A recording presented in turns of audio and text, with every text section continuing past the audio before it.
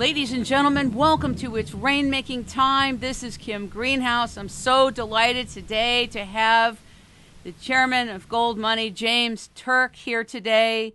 He's the founder of GoldMoney. He's considered the Yoda of metals. He has probably one of the most intricate, important understandings of the role of money today, and really understands money as it's been used throughout human history. When most of us are confused, James Turk is clear, and he is the author of The Money Bubble, a brand new book called The Money Bubble, What to Do Before It Pops, that he wrote with John Rubino. He had previously written, along with John Rubino, The Coming Crash of the Dollar. We're here today to distinguish some things that even need more distinguishing after the first two interviews we did with him via audio. He is in London. He's in a big change in his life. And we're here to talk about what we can do that's not so obvious to most of us, including money managers, traders, accountants, investors, people that are concerned about holding their purchasing power. He talks about how trust can erode the purchasing power of the dollar. He talks about something important called a crack-up boom that's in his new book he's going to explain to us. He's also talked about Bitcoin and cryptocurrencies, and we've done some work about Bitcoin and the cryptocurrencies with some visionaries. We had Reggie Middleton on, we had Andrea Antonopoulos on, and James is going to talk about the role of cryptocurrencies and also inflation and hyperinflation, which most of us get confused, and most of us don't believe that we're going to experience hyperinflation. History, in fact, does repeat itself. Ladies and gentlemen, welcome the Yoda of metals, the founder of GoldMoney, James Turk. Welcome to It's Rainmaking Time. Thank you, Kim. It's really great to be with you today. Let's talk a little bit about the money bubble.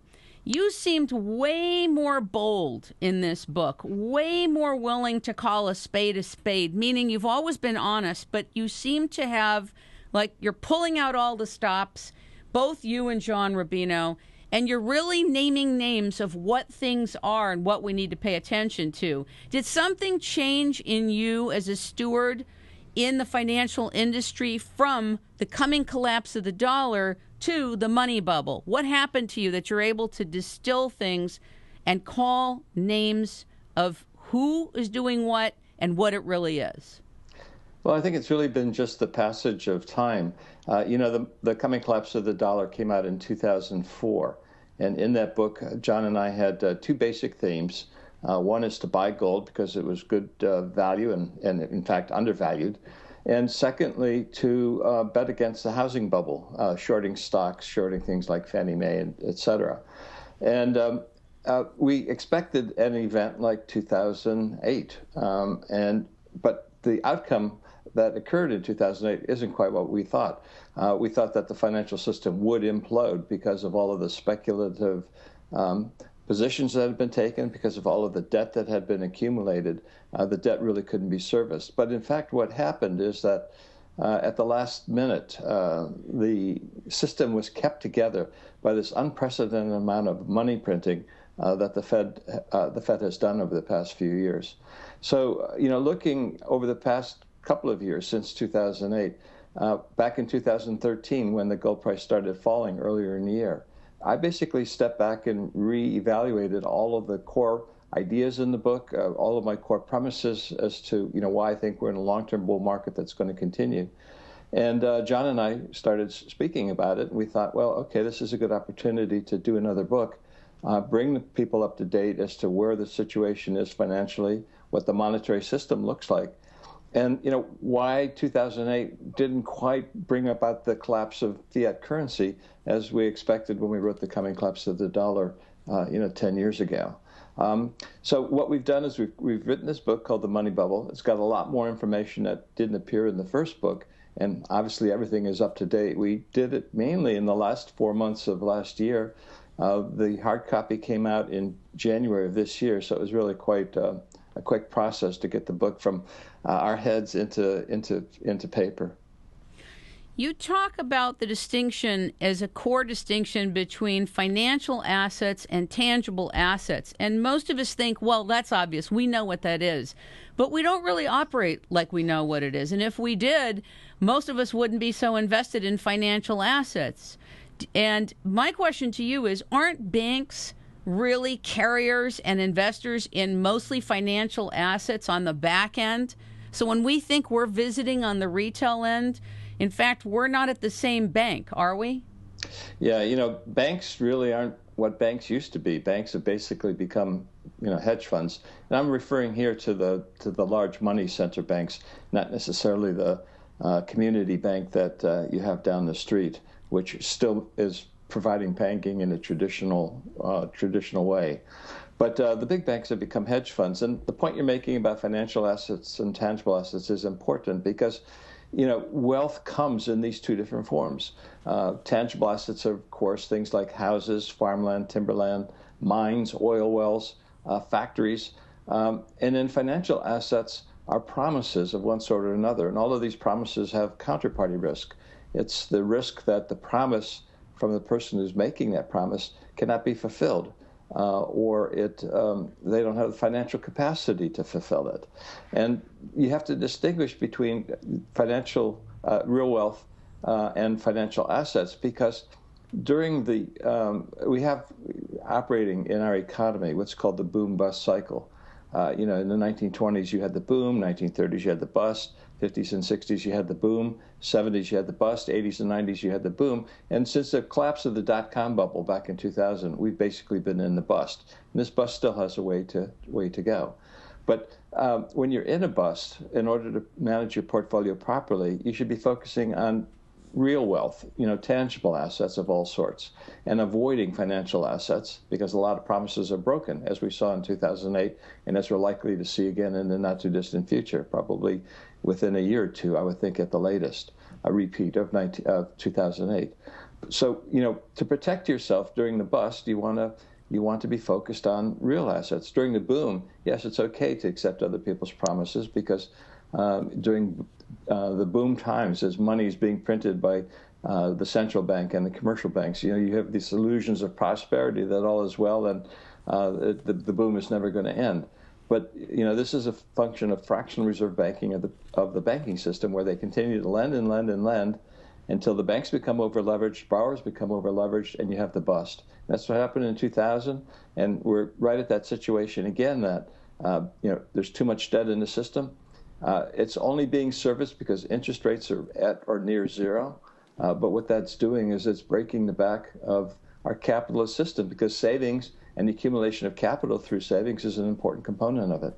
And that's not occurring because of the zero interest rate policy of the Federal Reserve. Why is Warren Buffett downplaying the importance and the role of gold?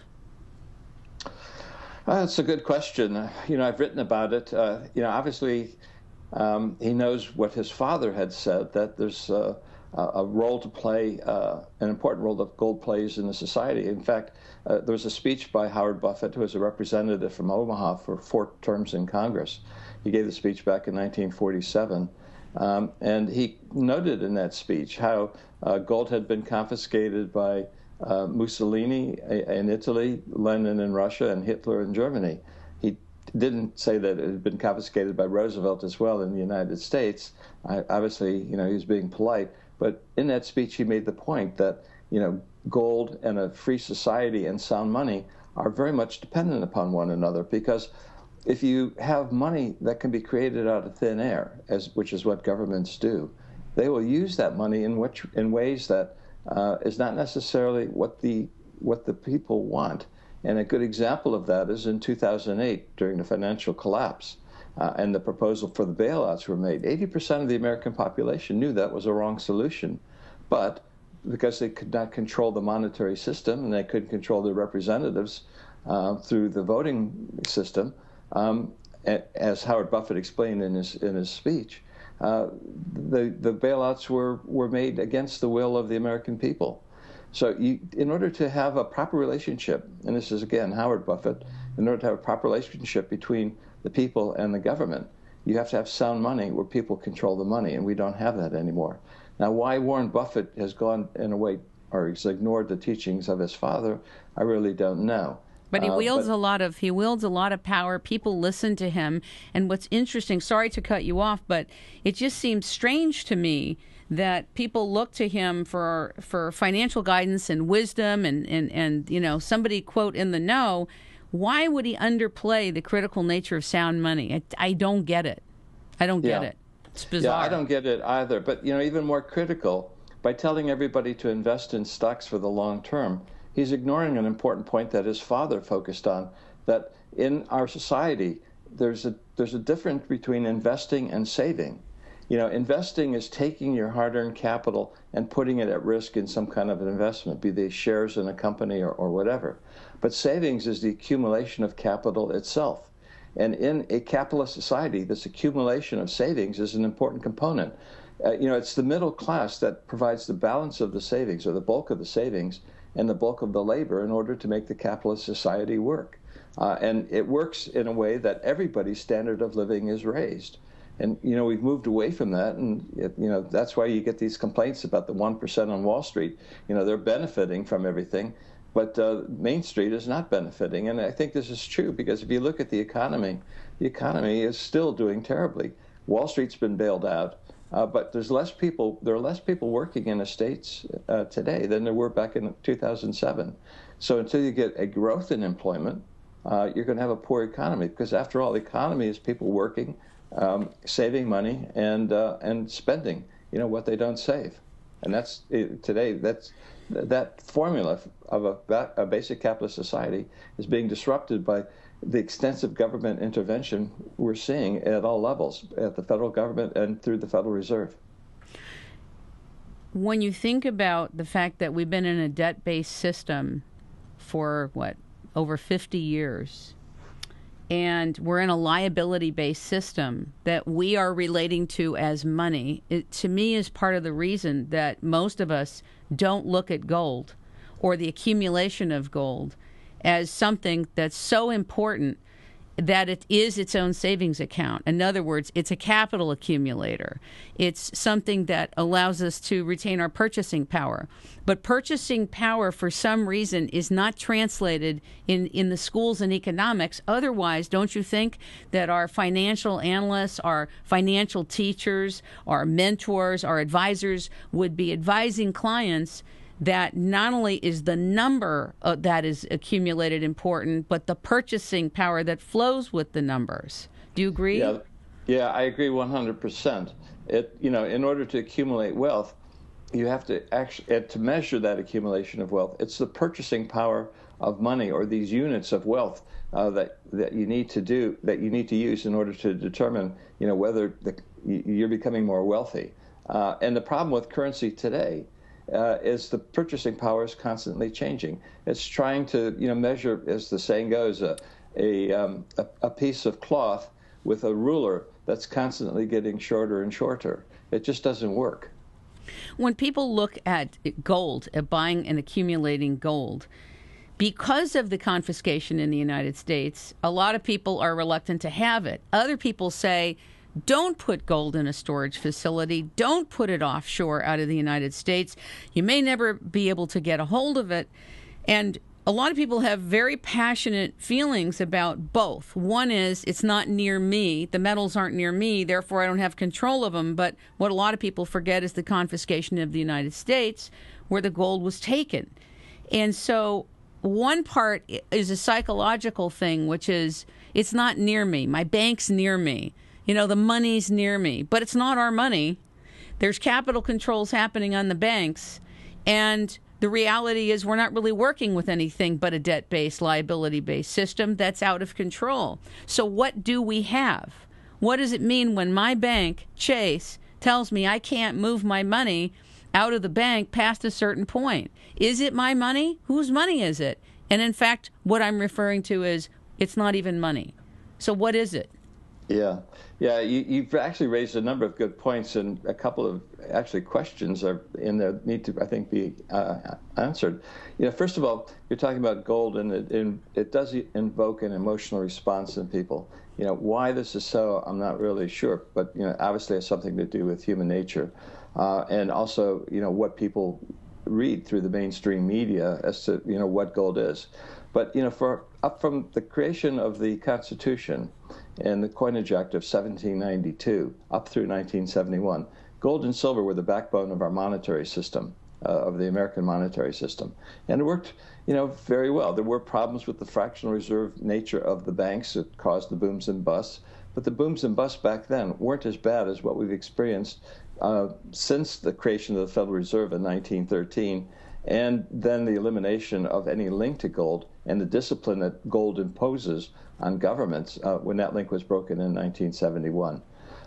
So we're in a system that, where gold has been money throughout the world for 5,000 years. And 40 years we've been in this experiment where money is being printed out of thin air, as you call it, a liability type money, because it's all based on someone's promise. It's based on the promise of the Federal Reserve. It's based on the promise of the government to try to, they say maintain the purchasing power of the dollar. But it only takes a penny of a 1913 dollar to purchase what a 2014 dollar purchases today. The dollar has lost so much purchasing power over the last 100 years since the Federal Reserve was created. So, yeah, it's really a tough question, Kim, but basically what we have to do when it comes to portfolio management and preparing for an uncertain and unpredictable future is to do what we need to do to sleep well at night. And generally, history shows that you have to have a portion of your portfolio in gold and silver because they do preserve purchasing power over long periods of time. I like to use the example that if I remember as a young boy in the 1950s growing up in Ohio, my parents could drive into the local gas station, fill up the family car with $2 silver. Today, the silver content of $2 silver can still fill up the family car, but $2 doesn't even come close to to doing that. So you look at the precious metals as a way of preserving purchasing power over long periods of time. They basically are money. They've been money for thousands of years. They're going to remain money, I suspect, for the foreseeable future. I like your analogy where you say when people have a perception about metals, it's metals are manipulated too, and metals are an investment, and gold is down now, or silver's down now. What should I do? It's still manipulated. I don't want to be involved. And I like your response, which has been consistent as I've listened to interviews with you, which is it depends. Are you looking from the boat that's going up and down with the waves, or are you looking from the land? And that gestalt is very instructive. Yeah, but is it the real answer? Is it the real answer? Yeah, it is. The land, of course, is the gold, and the boat is the fiat currency. And you think that you're trying to calculate things properly when you're in the boat, but in reality you're not. You have to make that adjustment, and it's not necessarily easy to do because we're taught, the wrong way, and you're going against conventional wisdom and conventional thinking when you go the right way. But all you have to do is look at logic and history to conclude that this system today is gone on the wrong track. But intuitively, I think that people understand that because the surveys and the polls tend to show that there's a sense of unease in America today. That most Americans are basically saying that the country is headed in the wrong direction, and I think there's a great level of frustration about that. And so you see, one year the Democrats come in, next year the Republicans come in, then the Democrats again. But it's the same old stuff. I think Ron Paul was a breath of fresh air that sort of enabled people to think, yeah, this is the way it used to be, and maybe we should be heading back in that direction. But the vested interests now are such that Ron Paul was marginalized, and it's very difficult to turn the ship of state around and put it back into the right direction. We're going to go to a quick break, and we'll be right back with James Turk from GoldMoney. As it's probably clear to most of you, if we're really talking about banking and economics, you have to look at central banking, because it's through central banking in which everything ticks, everything moves. It is like the molecular structure of banking and economics. And very much like it's the molecular structure of banking and economics which runs and operates everything connected to the economy, so is it true that the cell contains the action of hydration in the body. We're at a time when water is so important. We have billions of people on Earth. We have water shortages all over the Earth. And most of us are walking around chronically dehydrated. There's good reason for this. It has to do with the fact that our water has been adulterated. It's been changed at a molecular level, running through copper pipes. Also, so many chemicals have been put in the water that the molecular structure is different. And this directly affects our ability to hydrate. Sometimes it doesn't matter how much water you drink. You can drink 10 glasses, 12 glasses of water, and we're still dehydrated. It is because most of the water we're drinking has been changed at a molecular level and can't get through the cell membrane, or what's called the aquaporin channel. This should matter to you very much like central banking should matter to you if you want to really have a state change in the economic paradigm and economic world. Well, chemistry cannot manipulate, this is important new knowledge, the bonding angle between hydrogen and oxygen in the H2O molecule. It takes physics to do this. And when this is successfully accomplished, the water will recreate itself into a different particle with a different geometry. So basically, the hydrogen bonding angle of water makes a huge difference in terms of whether or not we can get hydrated. And you can't do this through regular chemistry. Well, theoretical physicist Dan Nelson, the founder of the positron group and the owner of Wayback Water, is bringing us Wayback Water, a homeopathic dose of water that we add 1 tablespoonful of this water to a gallon of water, and it totally hydrates the body. It enters the aquaporin channel and does something that most extracellular water cannot do. The thing is, we have to do something with the water to get it small enough at a particle level to enter our cells. And the cells are where the action is for hydration. Remember, as we're listening to James Turk talk about gold money in the economic system and banking and what's really happening, it's all in the context of a centralized banking system or decentralized system. Very similarly, that is true when we're talking about the cell hydration capability. I want you to go to waybackwater.com. I want you to check into Dan Nelson's work and call Nancy Ainsley at 870-741-5877. Get yourself some Wayback Water. Learn about hydration. Learn about how important the cell is and that we're electrical beings and that the water also must be very high energy water to hydrate us. Thank you very much. Welcome back to the show, and we are here with James Turk, the founder of Gold Money and the author of a new book, The Money Bubble, What to Do Before It Pops, that he wrote with John Rubino. James, I want you to talk to the audience, even though you've written about it, about the Havenstein moment and why the Havenstein moment is so important, this example, this decision point that we're all at now, and why you say it's coming. Yeah.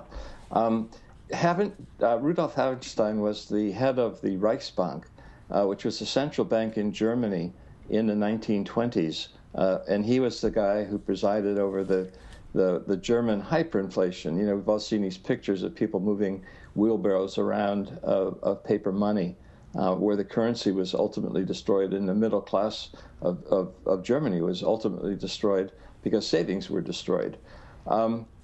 What happens is, and let's say what happened in Germany, and we've seen this in other places, in other countries as well, because the Havenstein moment has repeated many, many times, because many currencies have been destroyed over the last 100 years. They've been destroyed by government and central bank actions. What the Havenstein moment is he decided that it was necessary to keep printing money in order to keep what he thought the economy going, and to keep the government from going bust. But what he didn't understand is that money is a function of supply and demand. And they're two, just like any other good or service has a function of supply and demand, money does too.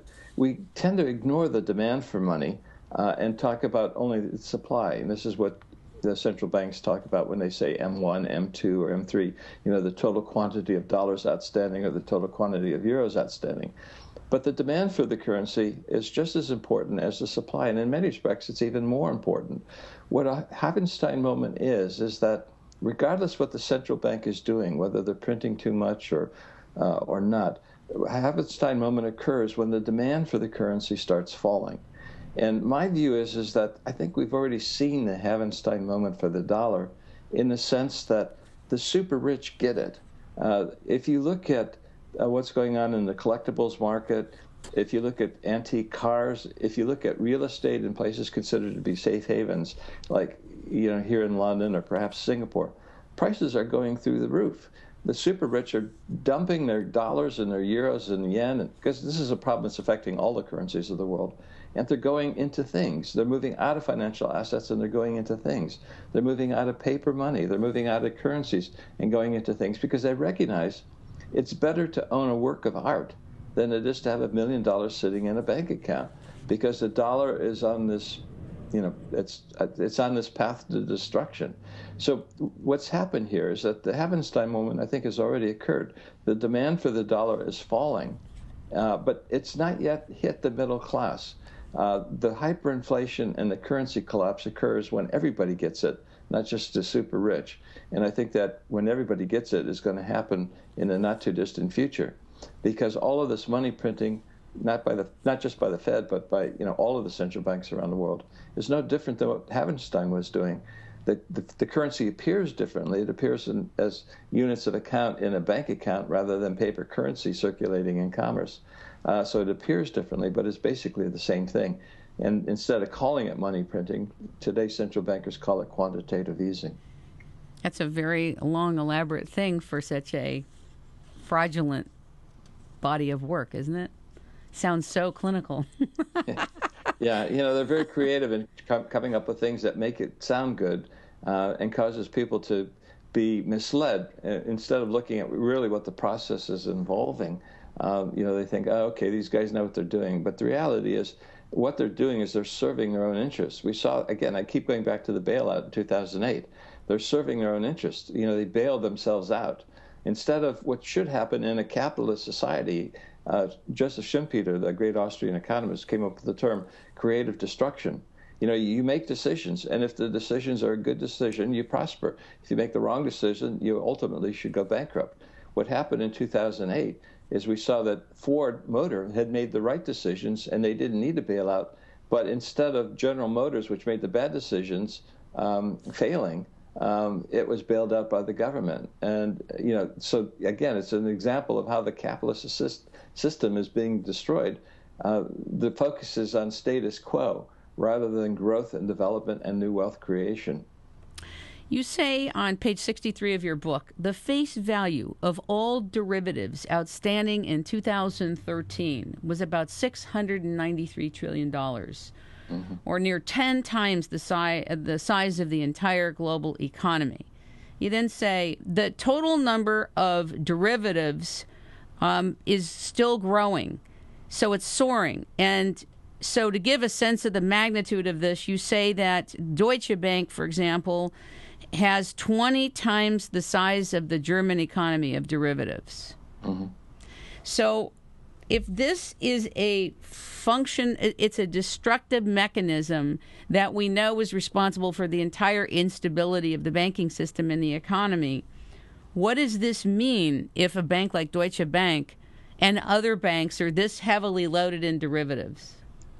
Yeah, it's a source of instability and fragility in the financial system by the big banks, which, as I've said, are really no longer banks. They've really become hedge funds.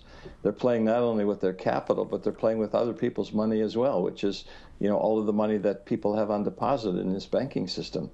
And that's really what the problem was. We saw in 2008, when Lehman Brothers went under, how important the counterparty risks were. Some of the banks that relied on Lehman's promises instead of making the right decision and not getting involved with them, accepted Lehman's promise. When Lehman went under, they were owed billions and billions of dollars that Lehman didn't have. And as a consequence, this had a knock-on effect. But again, they papered it over. They haven't addressed the problem. And what's worse, not only have they not addressed the problem, they've increased the level of debt so that even though interest rates are now near zero and economic activity is no greater than it was back in 2007, they've increased the level of debt, so the burden is even greater. So the next time we have another Lehman event, which again is inevitable in the way the system is structured, it's going to be even worse than it was in 2008. James, you don't believe that the fake debt, is ever going to be paid, do you? No. What will happen is that the currency will be destroyed instead, just like it was in Weimar Germany, just like it was in Argentina a few years ago, and is presently occurring again in Argentina, like it was in Zimbabwe, like it was in dozens and dozens of countries where the government had made too many promises, more than it could fulfill. And I guess this is an important thing that maybe should explain in a little bit greater detail. When the government has control of the monetary process and there's no discipline imposed on government, which is what we're losing by no longer tying the money creation process to the quantity of gold that's being produced and accumulated, is that a government will tend to keep spending and spending and borrowing, and eventually it reaches a stage where it's spending more money, causing it to borrow more than the market is willing to lend to it, or more than the market can lend to it, because the borrowing is greater than the total amount of savings. And what the government at that stage does, instead of cutting back its spending, it turns to the central bank and says, buy my debt and turn it into currency. And this was what happened in America during and after the War of Independence. The first currency of the country was the Continental. The government continued to print the Continental until eventually it was totally destroyed. And one of the reasons why the framers created a more perfect union is they recognized the problems that occurred by having a government without any restrictions on its ability to create money. So in the Constitution itself, and then confirmed by the Coinage Act of 1792, which was signed into law by George Washington, gold and silver were a key part of the monetary system, and it was until 1971. So the system that we see today is no different than the system that existed in the early 1780s, and the system that caused the framers of the Constitution to ultimately, form the Constitution and change the nature of the federal government from the Continental Congress to the Republic, which they created. And yet it's even more complex. You write about that on page 145. You say, a complex system, like a weather front, a living organism, or pre-avalanche snow-covered mountainside, contains numerous parts that do change in response to their communication and interaction. This process can create feedback loops begetting emergent properties that differ radically from the system's constituent parts or its previous state.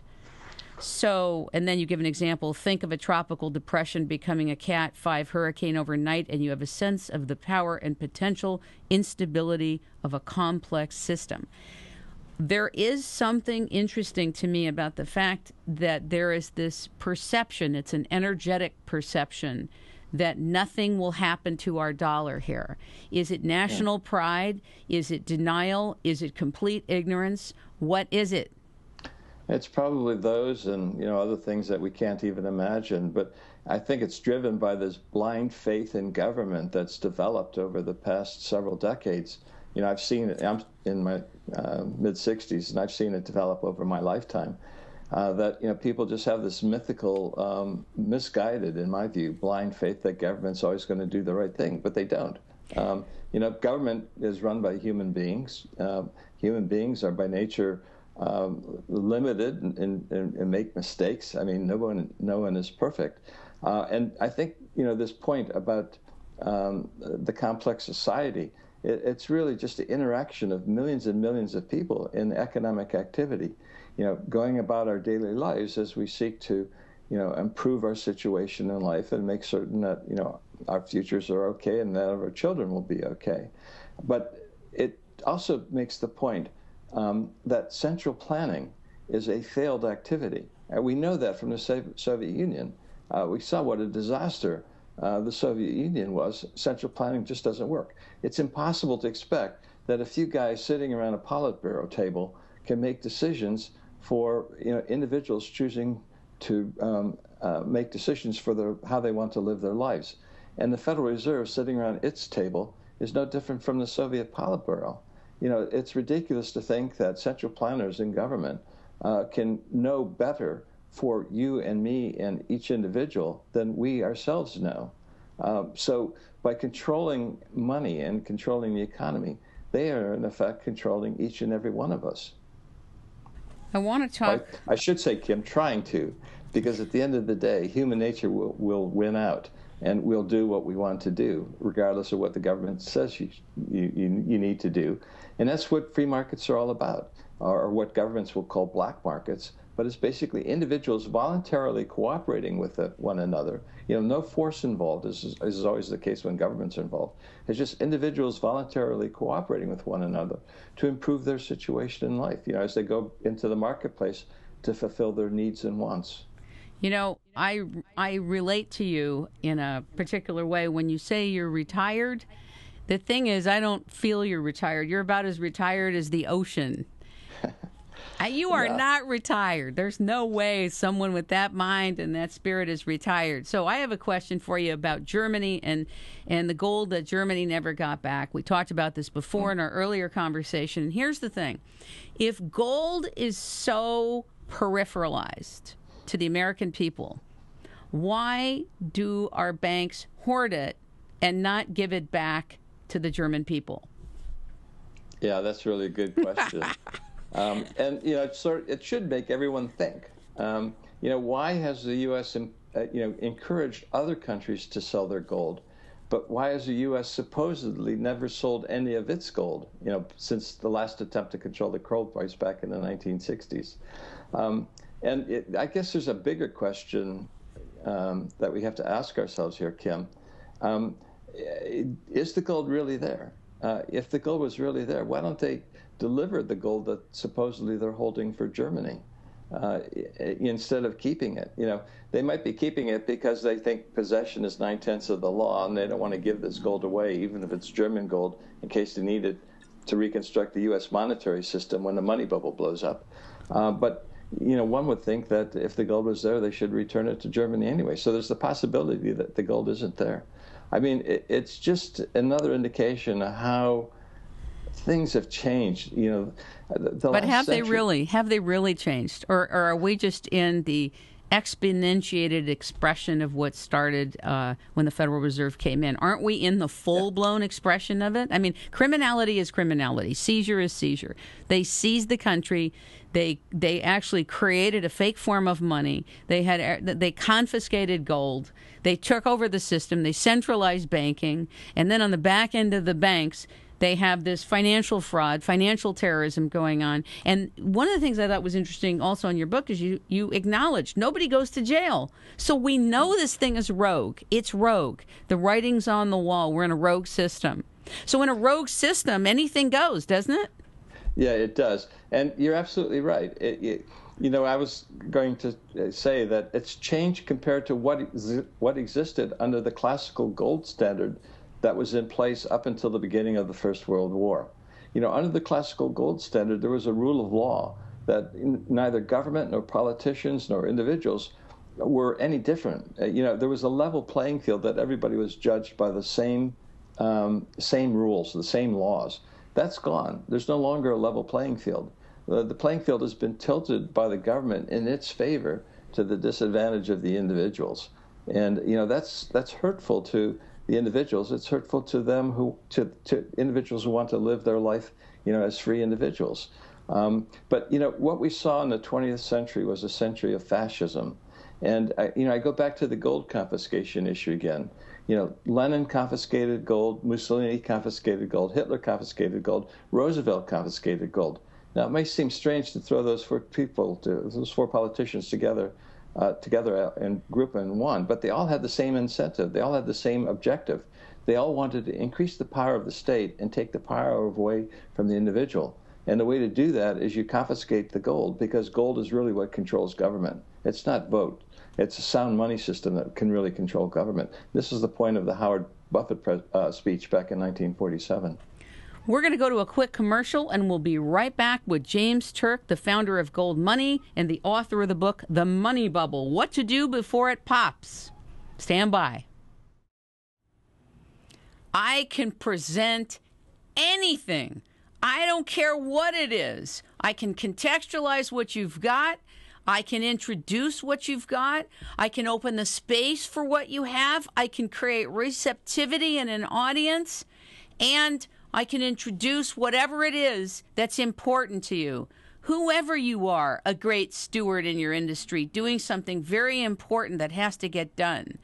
If you need the space opened up, if you need people to get what you're doing very quickly, if you need a context created in which to introduce something, if you need any kind of introductory work and offerings, I'd like to make myself available to those of you who are great stewards. You either have a great company, a great product, a great service offering, an important piece of new knowledge that you need introduced, whether it's being introduced on a website to an audience of 10,000 people, to an audience of 100,000 people, whether it's on television, whether it's on radio, it doesn't matter.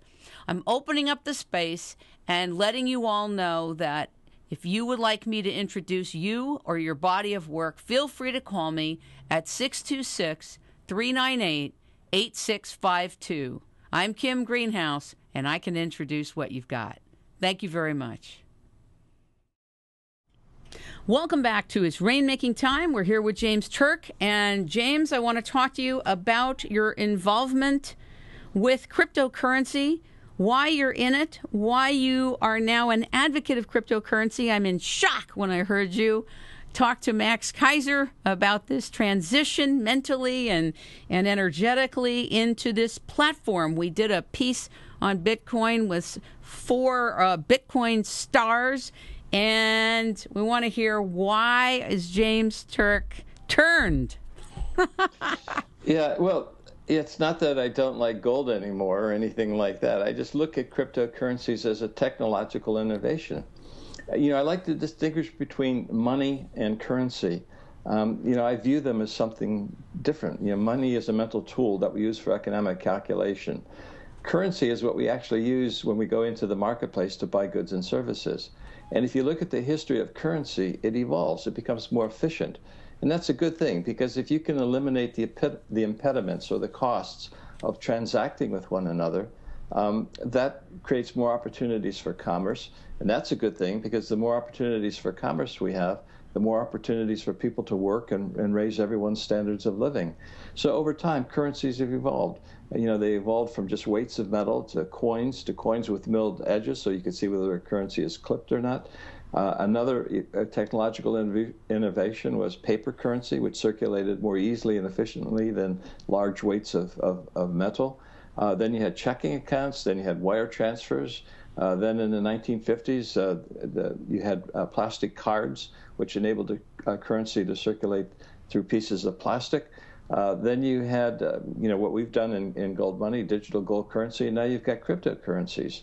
So I think cryptocurrencies are an important technological innovation, and it'll be interesting to see, what impact they have. But the fact that some governments are starting to outlaw it, it's a recognition by these governments that cryptocurrencies are a threat to their power, because it creates a currency system outside of the control of governments. And instead of being monitored by regulators, which I think is a failed thing anyway, because government regulators, we've had, things like REFCO, MF Global, Lehman Brothers, all these things are heavily regulated, but they fail anyway. And people come back and say, well, we need more regulation. The reality is you need market regulation, and that's what Bitcoin offers. It's regulated by the people who participate in it. It's free market regulation, and that's the best form of regulation at all.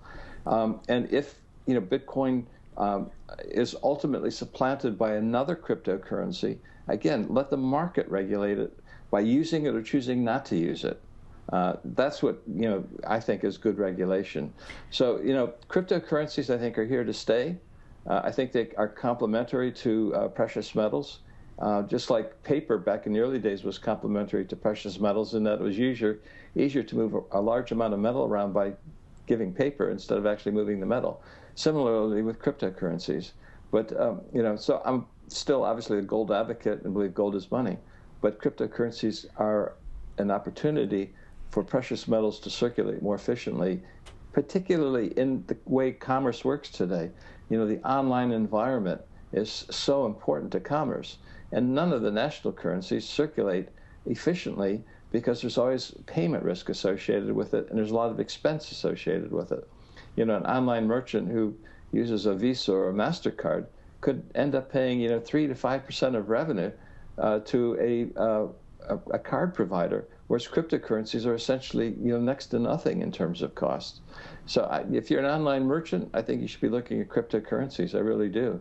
I think they are an important technological development with a good future, and I think that's why so many venture capitalists from the Silicon Valley and other places around the world are putting so much money into cryptocurrencies, because they recognize that the existing monetary system comes with a lot of baggage, a lot of costs, and it's not working well. So cryptocurrencies, I think, ultimately are an important development that everybody should be paying attention to. Okay, so I want to respond to that very elaborate translation for cryptocurrencies. Thank you for that. Mm-hmm. Your friend and somebody I really love watching, Max Kaiser, calls cryptocurrencies the precious code. Mm-hmm. And if you're looking at the cryptocurrency as money, even though it's currency, then some people may say in their mind, listen, there's nothing backing this thing. It's not, it's not backed by anything. It's not a tangible asset like gold and silver if you're digitizing that and doing business with gold money. And yet, if you're looking at it as a decentralized platform, then a decentralized platform is a kind of a new economic financial space of unregulation. The market dictates what happens, and buyer beware, and people do what they do, but there's a different accountability system. It's kind of like being off the grid. To me, it's like being off the grid. Buyer, in other words, it's a final demand settlement, what's going on in cryptocurrency. I buy something from you, we have instructions how it's going to be delivered, and then there's got to be some protocol if it's not what you say it is, etc. Reggie Middleton is working on the contractual side for cryptocurrencies out of New York from the Boom Bust blog. I don't know if you're aware of the detailed work he's doing with the cryptocurrencies. He's working on it with Bitcoin, but I think he's adding value to that system that can also be replicated. And I know that you have a cryptocurrency, or Gold Money has developed a cryptocurrency, which I'd like to hear about for a moment. If you feel you can talk about it right now, we'd like to know a little bit about the cryptocurrency and when it might be available to us. Is it 2014, you think, or 2015? Yeah, it's already launched. The company is called Netagio, Netagio. .com, and it's already launched. It's right now just taking some very early steps. It has plans to begin expanding in a number of important ways, and you'll see those developments over the course of the year. But I want to respond to one thing that you were saying. Sure. That cryptocurrencies are people think that they're not backed by anything. But what is the dollar backed by? The dollar's backed by promises of politicians and central planners, whereas the cryptocurrencies are backed by a mathematical algorithm that cannot be broken by known technology. Personally, I'd rather rely on mathematics than the promises of politicians. I like that answer. I think that some people, when people have become advocates of metals, it's very hard psychologically to say, and we're going to be adding this. This is another participant in this economic system. So I guess there's a lot of distrust, in the marketplace and with consumers. People are very distrustful. And so when it comes to anything crypto, some say, oh, it's the mark of the beast. This is really it's a devil posing as a sheep or a lamb, and it's not really what we think it is. But I'm very interested in it, and I'm very interested in cryptocurrencies as a decentralized economic platform in which we can use whatever currencies we want, whether it's a euro or a pound sterling or the U.S. Federal Reserve note. I don't even like to call it a dollar because it's not. It's a U.S. Yes. Federal Reserve note. Let's call it what it is. It's stamped that way for a reason. Russia, India, and China are the big leaders in gold accumulation. You agree with me? Yeah, at the moment, that's true. What do you see coming? China's going to remain a big factor for some time to come. I mean, they just have so many people, and they're creating so much wealth. There's a basic principle that gold goes to where the wealth's created, and these flows of gold that we're seeing from west to east are going to have profound implications. China is probably in a position, even on its own, but even better position if it chooses to combine with Russia to create an entirely new monetary system on their own and completely leave the dollar. But I'm not a geopolitical specialist. I really don't know how this is all going to play out or what the repercussions of the Ukraine thing are. But I do know that gold is going to have a role to play for the foreseeable future. It's been that way for 5,000 years, and it's going to continue, I think, for the foreseeable future. And that's why the Chinese are accumulating so much gold. They know that the dollar's, its demise is not too far off. So they've been spending the dollars that they're accumulating and buying real things. They're buying resources in Africa. They're buying, the shares of companies, and they're buying precious metals. I want you, before we talk about gold being undervalued and the fact that gold has been kind of played down over the years, I want to ask you about the Consumer Price Index. Just if you could speak a couple of minutes about that for the audience. Most people will not believe what you're about to tell them. Yeah. The numbers are massaged to make the Consumer Price Index look better than it really is. There's a chap by the name of John Williams who runs a company called shadowstats.com, and he calculates inflation the same way the government did back in the late 1970s. And by his measures, if the government had made adjustments to their calculations, the true inflation rate today would be around 9%. I think everybody senses that the cost of living is going up. So when you see a 1.5% number reported by the government, everybody, I think, dismisses that basically anyway.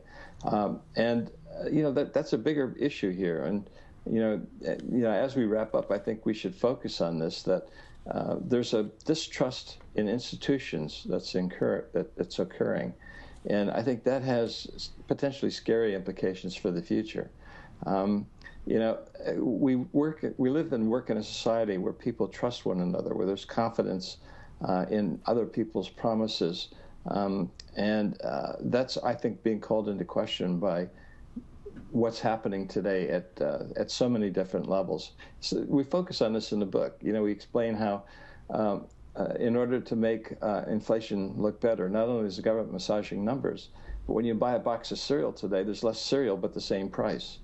And we use a number of examples of where this has occurred, and this breakdown in trust is, I think, potentially very, very harmful, and it doesn't bode well for the future, which is, to me, somewhat worrying. I ask friends of mine, if I gave you $500,000 right now, or $700,000 in 10 years, what would you take? And what do you think their answer is? I'm not sure. $700,000 in 10 years. And I said, you have made a fatal error. You do not understand inflation, and you don't understand purchasing power and what just happened to the money. Take it now. Yeah. Take the $500,000 right now. And spend it. And spend it. And, use it. Invest it. Yes. Buy tangible assets with it. Not necessarily just gold or silver, but buy farmland, buy a house, buy anything that has real wealth, because real wealth is going to continue to hold its value. As long as you buy something that's economic and useful, it will continue to hold its value. Why is gold undervalued? Give the essence of this. I know it's not an easy thing to explain, but Gata showed us that gold is undervalued. Why, and how do we know that for sure? Yeah, the GATA.org, the Gata group, they've done a lot of work explaining how governments intervene in the market to keep the gold price low, because by keeping the gold price low, it makes the dollar look like it's a decent currency, when in fact we know that it's not a decent currency. So this government intervention has kept gold undervalued. my own sense, and the mathematical formulas that I show in the book, or that John and I use in the book, are based on historical research and historical numbers. We show the long-term trends as to how reliable these numbers should be. And today, a fair value for gold is about $12,000 an ounce, which sounds a little bit, outrageous, but it's no different than it was back in 1971 when gold was $35 an ounce because of government intervention, keeping it at that low level. And 10 years later, it was $850 an ounce. I think we have a similar move, coming, and it's probably going to be quicker because in the 70s the dollar did not collapse. This time around, I think there's a good possibility that there'll be a wholesale flight out of the dollar. The Havenstein moment has already been passed, and you're going to end up with a collapse of the currency. It's frightening, and what we as individuals have to do is to recognize it as a real possibility and to prepare for it. And one of the best ways to do that is to own things rather than promises, own assets of value, real assets, intangible assets, rather than financial assets. I just want to close with this one conversation about Spain. You have a home in Spain, and GoldMoney.com is near Spain, correct, in Jersey? No, GoldMoney's in the Channel Islands. It's part of the United Kingdom. Isn't it in Jersey? Yeah, the island of Jersey. Okay. It's Old Jersey. Old Jersey. Not New Jersey, Old Jersey. Yes, the oldest Jersey. Yeah, exactly. I want you to say something about your feeling about what happened with Spain, that the largest pension fund was looted and the Social Security reserve funds bought out government bonds there. What does that mean? What's the implications for the country of Spain? Yeah. Well, Spain is turning into a basket case. It's instead of doing what it needs to do to operate independently as a sovereign state, its masters in Brussels are telling Spain what to do, which is really unfortunate. It's got 27% unemployment rate. It's got a 52% youth unemployment rate. The economy is just doing horribly. And what they did is they still doing the same policy that they don't recognize as no longer viable. Spend and borrow, and promises. Politicians make promises they cannot possibly fulfill. So they ran out of borrowing capacity. What they did is they looted the state pension funds. So that state employees are now at risk. Instead of having diversified portfolios, they own Spanish bonds, which I wouldn't touch with a 10-foot pole. But it's not unique to Spain. The same thing happened in Argentina, Ireland, Poland just recently. It basically shows that financial assets are at risk, and people have to diversify their portfolios in a way that they minimize their exposure to promises, minimize their exposure to financial assets. And this is my last question of the hour, and this is really important. There's so many millions of people that are very afraid that there's a call for a one-world centralized system that's run by the EU or run by the powers in the EU. Do you see that happening where there's like this basket of currencies that's used, special drawing rights, or whatever is decided upon to use, that a one-world currency will be imposed and or legislated into being on a global level? Are you concerned about it? Yeah, I am. I think it's a real threat because we've seen where governments control the monetary process, human liberty does not flourish. You want to have sound money. You don't want to have money controlled by bureaucrats and central planners. And the fact that they've imposed so many of these systems around the world and that the powers of central banks are increasing rather than decreasing, it is a worry. It is a worry to me. Thank you for that honest answer. It's a worry to me, too, and you are in Europe. And have you had any difficulty for gold money in Europe? Regulatory burdens are becoming more and more burdensome. But we follow the law where we operate in the island of Jersey and in the British Channel Islands, and we will do what we need to do in order to continue following the law. But the financial services industry is becoming more and more under the control of governments, and I think that's probably the wrong way to go.